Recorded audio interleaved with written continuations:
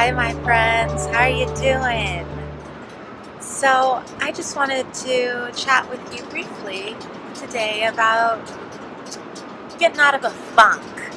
So, and kind of let you know what I'm going through. So, I grew up with an absent father, and after finding out that we were both in the same state, reached out and we had been conversing for about a year, and then we finally met just this past May, and then didn't hear from him again until yesterday, so over a month. Just disappearance. And the man that I grew up calling dad also has disappeared, but he's really been not someone who's been able to be a father outside of just the title for many years now, over 5 years.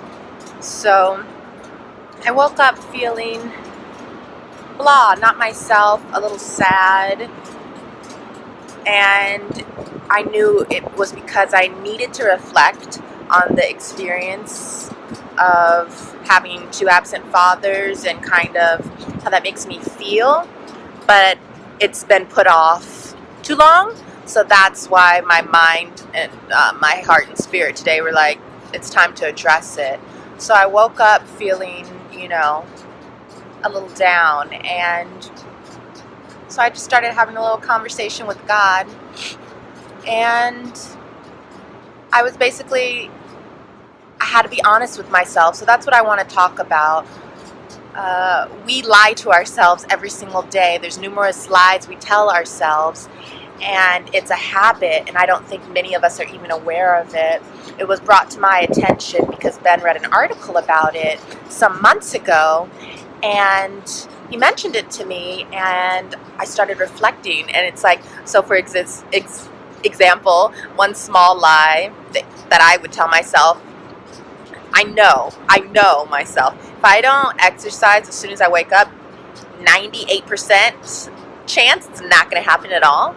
But, there's some days I would wake up and I didn't want to work out, and then I would just tell myself throughout the day as hours passed, oh, I can still do it. Oh, I'll do it tonight, and then you're getting ready to sleep and you're like, oh. But you knew you weren't going to do it. You were lying to yourself because you felt bad that you made a choice. But the power is yours. Yes, Planeteers. Who knows that? Yeah, 90s kids, 80s babies. But we tell ourselves these little lies like that to make us feel good in the moment, but it just makes you feel worse later because you feel like you've disappointed yourself. And so it's like I just start calling myself out and say, Alyssa, you're not going to exercise, and that's fine. Move on with your day. So speaking about lying to yourself ties into, I didn't realize that until today, I never actually said I want my biological father in my life. And that has only come because once we hung out and we've, got to know each other more, I can see myself in him. I see certain traits and characteristics I get from him, where my animation and my gregarious nature is from. It's not just my, my mother who has that in her blood because she taught the little babies, the kindergartners and first graders. It's from him as well. My passion for African American studies and, really learning about how to get out of this oppression, how to end it. That's something he also has in common with me, being fascinated with Black studies. And so it's like, oh, I want to see more of this. I want to get to know this person. And so to have him disappear was just, again, was hard. And I'm at a point finally in my life where I'm able to see, or I'm able to separate things. And so it's like, it's not a negative thing per se that he disappears. This is just him. This is where he is in his life. And so it's about addressing, do you want to keep a person in your life based off of certain behaviors? How much time do you want to allow them in your life? What kind of time? What kind of activities do you want to allow them? How much space are you willing to give them in your life, in your emotional life, as well as your physical life. And I say emotional life meaning your thoughts, like you're thinking about them. And because when we think about things and replay it in our mind, it can form a kind of, anxiety, and you can create trauma for yourself, and it's unintentional. We don't even realize it a lot of the time. So I woke up and I said, Lord, I realized that, he's not a constant. Unfortunately, he's not reliable, and that's all right. And if I want him to stay in my life, what do I need to do to feel okay and accept these behaviors? It's just about getting to know someone and how they are and how they interact and move through this world. So the hard thing for me was saying, yes, I want this person in my life. Before, I wasn't able to say that because I thought that would make me seem weak. I've never needed him. I've never needed a father because my mother is my constant. She's my best friend. She's my rock. She's my support. She's everything. She's my reflection of God. Hence my tattoo. May my life be a reflection of you.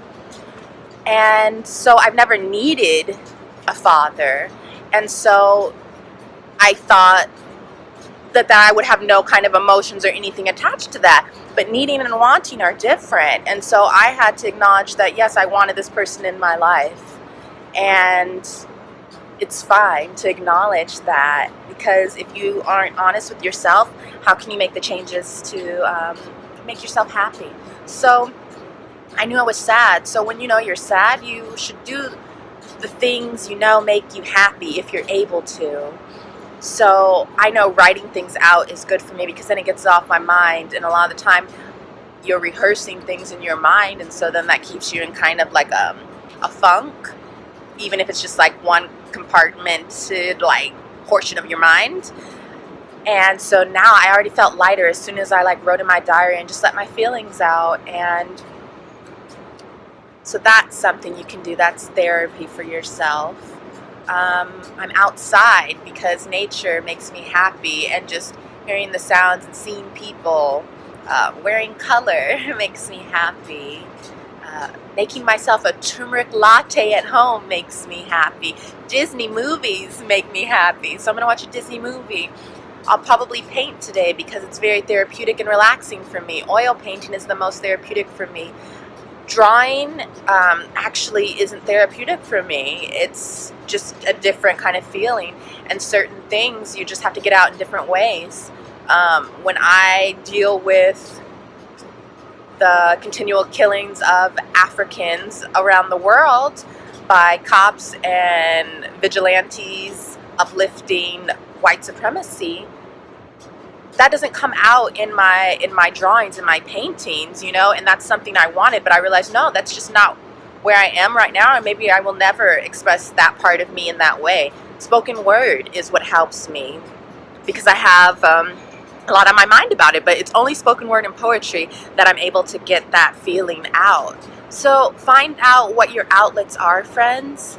I know that I don't have an income because I work for myself right now. I'm an artist, and so it's taught me to live with less, and I've always been pretty self-sufficient. So everything I do to heal myself is free. Yoga is free. Veganism, that lifestyle, it's free in the sense that you can choose to do that, to feel the change in your body, so then you're able to better gauge what's going on in your body by what you put into it.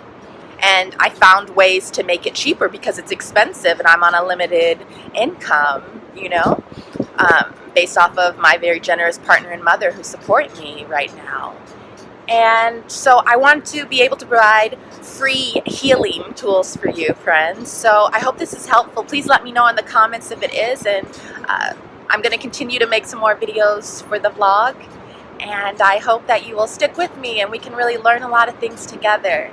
All right, friends. Bye-bye. Have a blessed one.